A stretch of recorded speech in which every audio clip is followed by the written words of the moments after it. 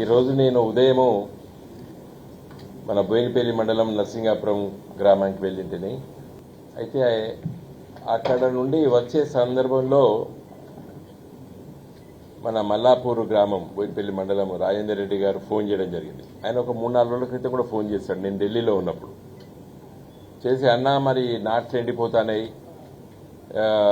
Mid Maner నుండి కొన్ని నీళ్లు వదిలిపెట్టిస్తే మరి వాగులో పోతుంటే మరి మా బోర్లు నుండి కొంత మేము నాటేసుకోగలుగుతాము, లేకపోతే నారు ముదిరిపోతుంది అని చెప్పిండు మొన్న 3 రోజుల క్రితం నేను ఢిల్లీలో ఉన్నప్పుడు.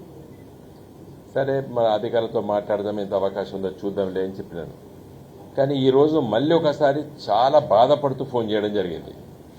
మరి పక్క మండలానికి మొండదాకా జెడ్పీటీసీ ఉన్నటువంటి సిద్ధం వేణుతో మాట్లాడడం జరిగింది. అంటే అన్నా మేము 3-4 నుంచి వెళ్ళి ధర్నాలు చేస్తున్నాము నీళ్ల కోసము అని వారు చెప్పడం జరిగింది. మరి జీవి రామకృష్ణ గారు జిల్లా అధ్యక్షులు కదా, ఏం జరుగుతుంది జీవి అని చెప్పి వారితో మాట్లాడితే మరి వారు కూడా అదే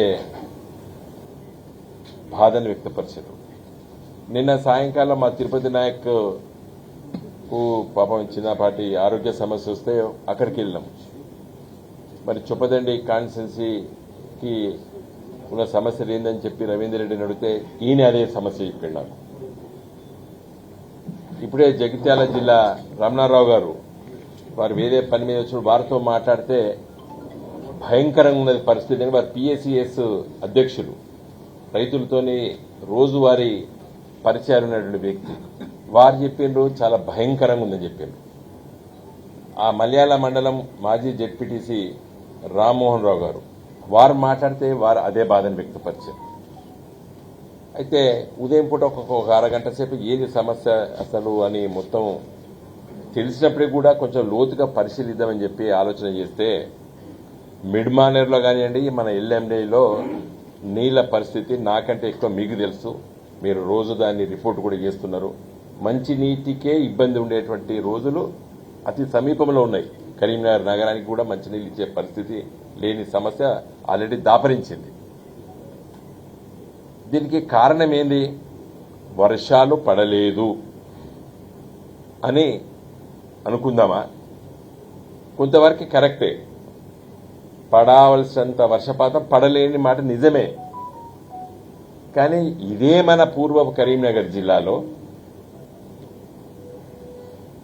ప్రాణహిత కలిసిన దగ్గర ఎక్కడైతే కేసీఆర్ గారు మేడిగడ్డ ప్రాజెక్టు కట్టినరో అక్కడ నీళ్లు ఎంత ప్రవహిస్తుందని చెప్పి నేను వెబ్సైట్కి వెళ్ళి అలా ఉదయం పూట చూడడం జరిగింది. 82,230 క్యూసెక్కులు ఈరోజు ఉదయము 9:30కి ప్రవహిస్తుంది. ఎంత? 82,230 క్యూసెక్కులు.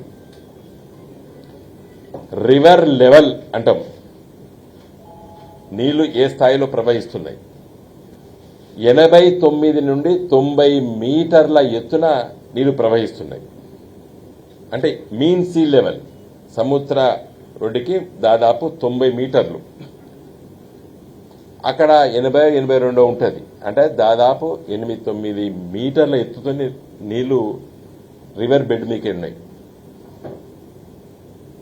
రోజు 7 నుండి 8 టీఎంసీల నీళ్లు ఈరోజు మేడిగడ్డ నుండి సముద్ర పాలవుతున్నాయి. రోజు 7 నుండి 8 టీఎంసీ నీళ్లు ప్రవహిస్తున్నాయి. మరి మేడిగడ్డ కుంగిన మాట నిజం. మరి మేడిగడ్డ కుంగినందుకు ఆపలేకపోతున్నాం కాబట్టి నీళ్లు ఇవ్వలేకపోతున్నాం అని చెప్పి తప్పించుకోవడానికి వీలు లేదని చెప్పి మా పార్టీ తరఫున హరీష్ గారు, తర్వాత వి ప్రకాష్ లాంటి కొంత నీటి సమస్య పైన కొంచెం నిపుణుడు వారు టీవీ ఛానల్లో డిస్కషన్లో చెప్తున్నాం. ఈ కన్నాయిపల్లి పంప్ హౌస్ దగ్గర రివర్ లెవెల్ 96 మీటర్లు. అక్కడ మినిమం డ్రా లెవెల్ అంటే మేడిగడ్డకు సంబంధం లేకుండా మేడిగడ్డ దగ్గర మీరు రిపేర్ చేయకున్నా ఇవాళ కన్నయ్యపల్లి పంప్ హౌస్ దగ్గర 93.5 to 94 మీటర్స్ నీళ్లు ప్రవహిస్తే డైవర్ట్ చేసేసుకోవచ్చు పంప్ హౌస్లకి. ఇవాళ అక్కడ 96 మీటర్లు ప్రవహిస్తున్నది. అంటే దాదాపు 2 మీటర్లు అంటే 7-8 ఫీట్లు అవసరం కంటే ఎక్కువ పోతున్నది కన్నయ్యపల్లి పంప్ హౌస్ దగ్గర. ఇలా ఒక 20,000 క్యూసెక్లు కేవలం 20,000 క్యూసెక్లు మీరు పంపు చేస్తే రోజు 2 టీఎంసీలు మనం చేస్తే మిడ్ మానేర్ని 10 రోజులలో నింపొచ్చు. ఒక్కసారి మిడ్ మానేర్ను నింపితే కాకతీయ కెనాల్ సూర్యాపేట దాకా కూడా నాట్లేయడానికి మనం నీళ్లు ఇవ్వచ్చు. కేవలం పూర్వపు కరీంనగర్ జిల్లా, పూర్వపు వరంగల్ జిల్లా కాదు, నల్గొండ జిల్లా వరకు కూడా నాట్లు చేసే ఇప్పుడు నాట్లు వేయడానికి రైతులు సిద్ధంగా ఉన్నారు, ముదురుతుంది అని చెప్తున్నారు. 5 ఎకరాలకు వేసుకోవాల్సినటువంటి నారుని కేవలం 1 ఎకరం 2 ఎకరాలకు వేసుకొని మిగతాది మరి నాటేస్తలేరు రైతులు. ఇలా నేను ఉదయం తిరిగి వచ్చినాను నేను బోయినపల్లి మండలంలో. కేవలం కేసీఆర్ గారు నిర్మించారు ఈ కాళేశ్వరం ప్రాజెక్టు, దీన్ని భ్రష్టు పట్టించాలి, దీన్ని బదనాం చేయాలి అనేటువంటి ఏకైక ఆలోచనతోని ఇలా లక్షలాది మంది తెలంగాణ బిడ్డల్ని వ్యవసాయం చేసుకోకుండా కుట్ర చేస్తున్నది కాంగ్రెస్ ప్రభుత్వము, రేవంత్ రెడ్డి గారు ముఖ్యమంత్రి గారు, అదేవిధంగా ఉత్తమ్ కుమార్ రెడ్డి గారు నీటిపారుదల శాఖ మంత్రి గారు. ఇది పెద్ద కుట్ర. ఇది నేను ఈరోజు ఎందుకు మీరు ఆపుతున్నారు అంటే ఎన్డీఎస్ఏ చెప్పిందో అని చెప్పారు. ఎన్డీఎస్ఏ ఏం చెప్పింది? నేను చట్టాన్ని చదివి వినిపించిన ఒక ఏడాది క్రితం, 6 నెలల క్రితం హైదరాబాద్లో మా పార్టీ ఆఫీస్లో మీటింగ్ పెట్టి ఎన్డీఎస్ఏ రిపోర్ట్ యజమాని చేసుకోవాలి రిపేర్లో ఉన్నది. యజమాని ఎవరు? ఇక్కడ తెలంగాణ రాష్ట్ర ప్రభుత్వం. దాదాపు 20 మాసాలు అయితే ప్రభుత్వంకి వచ్చి, ఇది 7వ నెల. పోయిన సంవత్సరం 12, 19 డిసెంబర్ 20 నెలలు కాంగ్రెస్ ప్రభుత్వం అధికారంలోకి వచ్చి, మరి వచ్చిన ప్రభుత్వము అంతకంటే ముందే కుంగింది. ఏం చేసినావు నువ్వు? ఒక్క బస్తా సిమెంట్ కూడా కలిపి రిపేర్ చేయడానికి ప్రయత్నం చేయలేదు. రిపేర్ చేయాలి కదా, మేడిగడ్డ చేయలేదు, పక్కకు పెట్టు. ఇక్కడ నీళ్లు ఎంత పోతున్నాయి? కన్నయ్యపల్లి పంప్ హౌస్కి మేడిగడ్డ బ్యారేజ్కు సంబంధం లేకుండా పుష్కలంగా నీళ్లు పోతున్నాయి. ఇట్లా జస్ట్ పంప్ హౌస్లో ఆన్ చేస్తే, మోటార్లు ఆన్ చేస్తే ఇట్లా ఒత్తుతే ఇలా 4 రోజుల పడే మిడ్ మానేర్ నిండుతుంది. మిడ్ మానేర్ నింపినట్టు ఎల్లండి నింపుడొచ్చు. కాకతీయ కెనాల్ పోతే మన మానకొండూరు కాన్స్టిట్యూన్సీ మొదలు పెడితే అక్కడ దాకా పంపించచ్చు. అదేవిధంగా ఎల్లంపల్లి నుంచి వెళ్ళి నీళ్లు ఫ్లడ్ ఫ్లో కెనాల్ పోస్తే అటు నింపొచ్చు. నీకు ధైర్యం ఉంటే అటువైపు ఉన్నటువంటి వాళ్ళు కూడా నీళ్ళు ఇవ్వచ్చు. ఇలా నాటేయడానికే రైతులు ఏమడుతున్నారు? నాటేయడానికి మాకు నీళ్ళు రోన్ అడుగుతున్నారు ఎత్తిపోతల పథకం ద్వారా.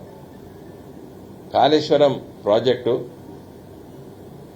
మరి మిగతా వాటి ఈయన ఆపిండా? కాళేశ్వరం ప్రాజెక్టే కాదు, రోజు మల్లన్న సాగర్ నీళ్లు హైదరాబాద్ పట్టుకపోతా,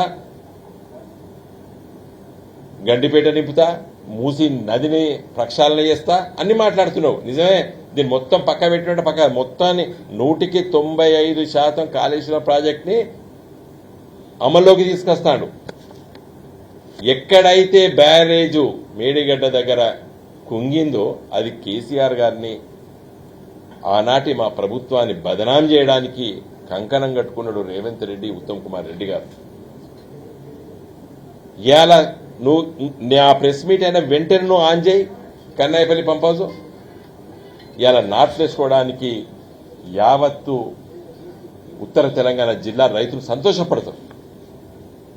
ఎస్, నాట్లేయడానికి నేను ఎత్తిపోతల పథకం ద్వారా పంప్ హౌజుల్ని స్టార్ట్ చేస్తా అని చెప్పి ఒక్క మాట ఉత్తమ్ కుమార్ రెడ్డి గారు ఎందుకు అనరోని ప్రశ్నిస్తున్నారు.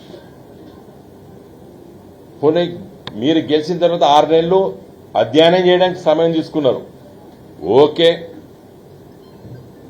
రిపోర్ట్ల మీద అధ్యయనం చేసిండ్రు. ఆఖరికి ఎన్డీఏసీ కూడా రిపేర్ చేసుకో బిడ్డ అని చెప్పింది. రిపోర్ట్లు కోసం ఒక కమిటీ వేసాడు. ఆ కమిటీ ఒక్కసారి కూర్చున్నట్టు కూడా నేను పేపర్లు చదవలేదు. నేను రోజు అన్ని పేపర్లు చదువుతా. మరి ఆ కమిటీ ఏం చేస్తాంది? మేడిగడ్డని రిపేర్ చేయడానికి. ఇప్పుడు ఒక మాట అనొచ్చు, సుందిల్లా అన్నారంలో ఆ బ్యారేజ్లో కూడా మరి ఎన్డీఏసీ రిపోర్ట్ చేసింది కదా అన్నారు. అక్కడ ఏం జరగలేదు, ఏం కుంగలేదు. అక్కడేం తప్పిదాలు దొరకలేదు. ఆ రిపోర్ట్లని చెప్పిండ్రు. మరి అవి ఎందుకు నువ్వు ఆన్ చేస్తలేవు? ఈరోజు కన్నాయపల్లి పంప్ హౌస్ కంటే నీళ్లు తీసుకొస్తే మరి ఎల్లంపల్లి వరకు ఇలా ఇమీడియట్ గా మనం నీళ్లు ఎత్తిపోయొచ్చు.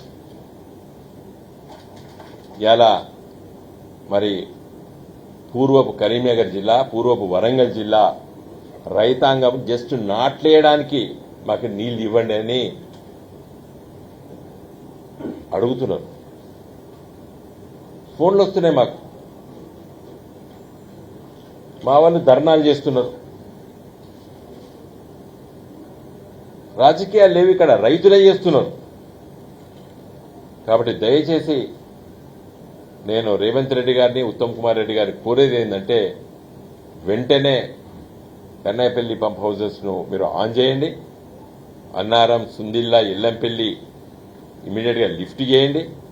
మిడ్ మానేర్, అదేవిధంగా లోయర్ మానేర్, కాకతీయ కెనాల్ ద్వారా నీళ్లు నాటేయడానికి మొదలు ఇవ్వండి. అదృష్టవశాత్తు ఇంకా 2 నెలలు వర్షాకాలం ఉన్నది.